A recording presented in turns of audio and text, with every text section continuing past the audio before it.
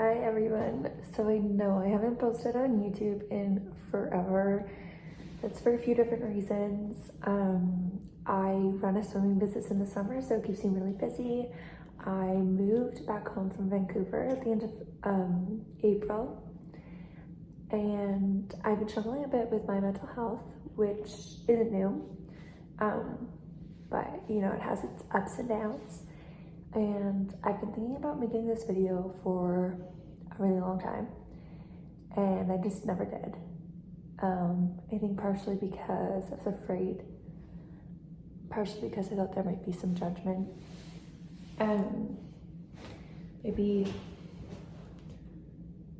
I don't know, I felt I wasn't ready. I am currently at a mental health hospital. This video is about what it's like to be admitted to a psych ward.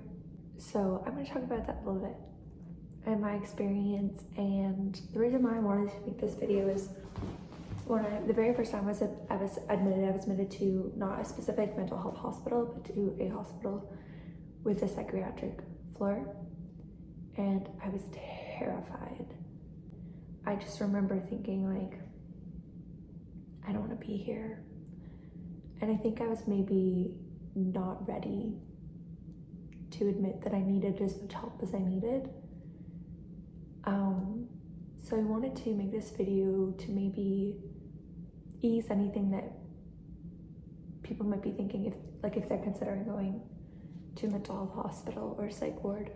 First thing I want to talk about is, I guess, kind of like the expectations versus reality. So there's so many, like in videos or movies and stuff you see, it's just like people are being strapped to their beds or being in a really plain room. And then there's also the flip side where you see like people go in and meet their best friend. And it's like fun, and then they come out healed and everything's perfect. So neither of those are really true. Unless you are like a threat to yourself and others.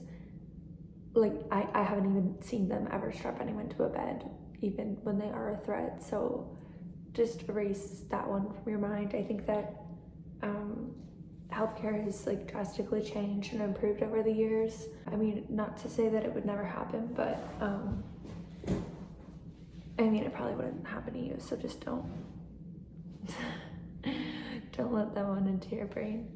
I think there's also been this like idealization of it being like fun or being easy or easy to get into. Unfortunately, it's quite difficult to access mental health help.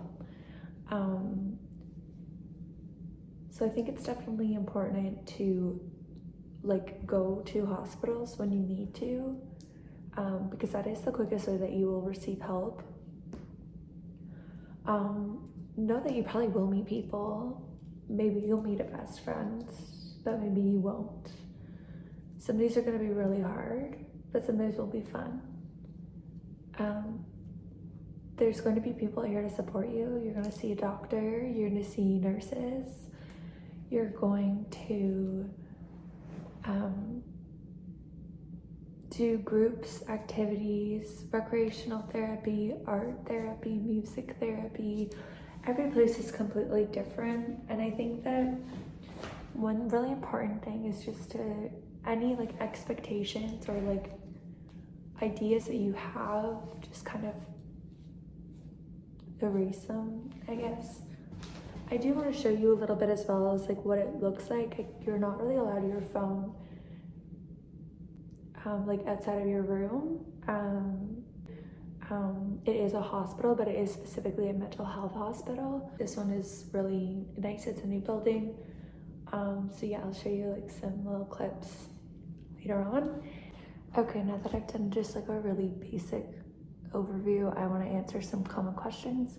So one, who can go to a psych ward, mental health hospital, etc.? Honestly, anyone. Really common reasons are anxiety, dealing with high emotions and not understanding why, substance abuse, literally anything that's affecting you mentally. It doesn't matter if you feel that your condition, your state isn't severe. There's no like chart or like, you know, it's important that you get the help you need. And if you think that this will help you, then of course go. It's literally for anyone that needs mental health help. I'm gonna go through a little bit about like what a typical day looks like. So you wake up around 8, breakfast is usually around 8. You'll have breakfast. Breakfast is like different depending on where you go. Sometimes like you have a specific tray for you. I've been to places where like you walk up and they like give you food on your tray. If you have dietary restrictions, they can definitely accommodate that. I'm vegan, and they accommodate that really well actually, so don't be worried if you have dietary restrictions. Depending where you are, like there might be, we have a terrace where I am right now, so we are allowed to go outside for a little bit, and it's kind of just like a patio, and like we can like run around, and like there's talks sometimes and just get some fresh air, which is really nice. So we usually do that in the mornings. Sometimes there's exercise groups like yoga. They usually have yoga mats that anyone can use at any time, so you can do like exercises you choose. And then usually there's like some type of group or counseling. You'll see a doctor, you'll see nurses throughout the day. You have lunch. In the afternoon again, you just do other programming. Some groups see your doctors, see your nurses, and then you have dinner. And then in the evening is kind of just like downtime. You can do whatever you like. Usually the other patients, like we play games, or draw or paint. Like depending on where you are, some people or some hospitals, don't let you use your phones. Some do. For the most part, if you are allowed your phone, it's limited to your room. And also for the most part, your doors lock, and you usually have like a specific wristband that lets you in to your door, or sometimes your doors don't lock, but your areas for your belongings do. And then we have a snack at nighttime, which is usually a fun snack. There's usually like little cookies and like puddings and yogurts and stuff. And then you just get like your nighttime meds if you have them, and then go sleep. A really big question is, does it help? And I'll definitely say yes. But I think a really common misconception is people think that you go to the hospital, you leave and you're fixed. I don't really think like in life there's really fixing anything. It's learning to grow, learning strategies, learning to go through things. It's not about fixing things. If you have a bad day, it's not about fixing that bad day. It's about what can we do better tomorrow? What was good about today? You know, and I think that was something I had a really hard time with for a long time, is people would say to me, oh, well, we just want you to get better. And I would say, I want to be better. And better doesn't really have like a scale. Better can mean different things to different people. So I think that's something to really go into knowing.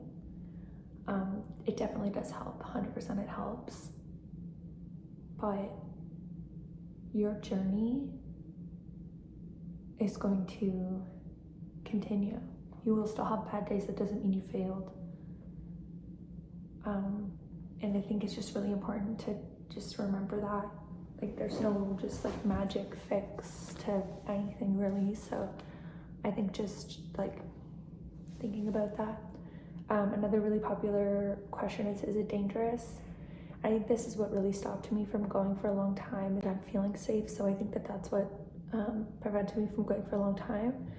In my experience, it's not dangerous. They don't allow any dangerous, like sharp objects, any dangerous things into the units or the floors. They really monitor the patients. They really monitor like guests coming in and out. The nursing staff team, everyone, they're here to help you. You know, they want what's best for you. So no, I don't really think it's dangerous. I mean, in my experience. Another really common question is, can I change my mind? This one's a bit tricky because it depends on laws and where you live. But for the most part, yeah, like as long as you're not a threat to someone else, again, they do want what's best for you. So if you have somewhere good and safe to go and you just change your mind and you don't want to be there, that's okay. But because I've been in this boat, so like I would just encourage you to just try and stay, because you're in a good place. If you're in a like psychiatric hospital floor, you're in a good place, you're in really good hands. There's a lot of people there to take care of you. Another really common thing is people ask how long is the average stay, and honestly it can be anywhere from a few days to even months. But again, it just really depends on the case, your situation, who you are, how severe your mental health is, if you need medication adjustments, if you're not adjusting your medication. It just really differs. I've had stays from 3 days to a week to 3 weeks. I think 3 weeks has been my longest stay. Typically, I think they say like 1 to 3 weeks. Another really important thing is when you're here to advocate for yourself. So if you want your medication changed, if it's not working for you, you have to speak up for yourself and you have to tell them that. And like speak to a counselor, speak to a social worker. If you want more of something, like just tell them. If you need something, tell them. I think like these experiences have really helped me to advocate for myself, because if you don't, no one else will.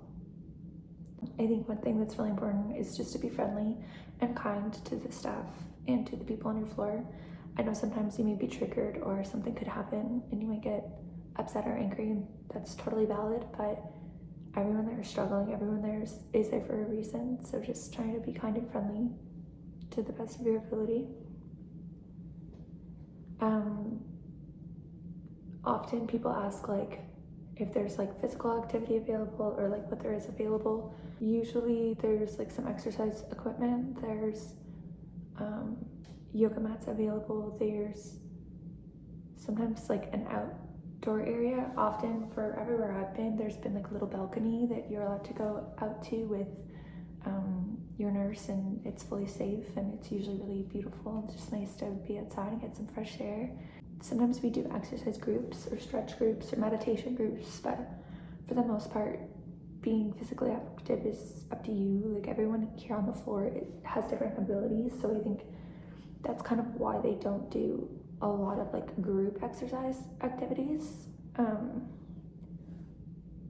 The last thing I'm going to talk about, which is actually super important, is packing and getting ready to go to a psych ward, mental health hospital, whatever you want to call it. I would definitely suggest bringing a backpack or a small bag with you.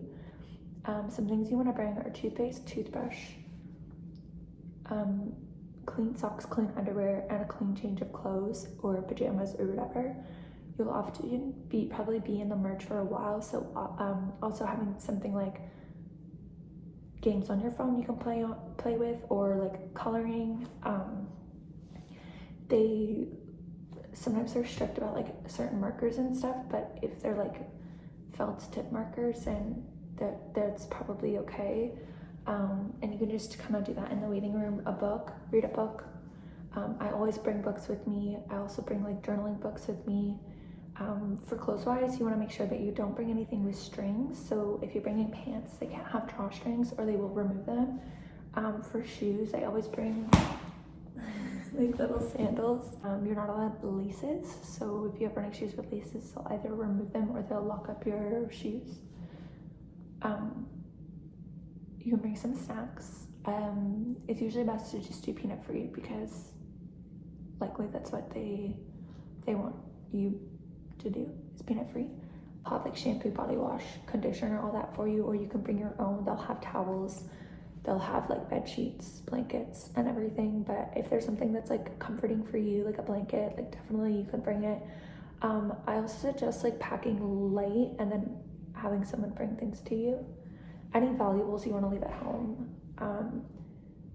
Laptop unless you really need it for work, and then you have to talk to your doctor if you're allowed to work there. Yeah, any like valuable jewelry, watches, it's honestly just best to leave it at home. You're not allowed any sharp objects. Yeah, I think I pretty much covered it. It's hard to think. I always bring things that are like warm and cozy, because it can often be cold. But yeah, I think mainly the takeaways that I want to share is that if you feel that you need to go to the hospital for your mental health, please go.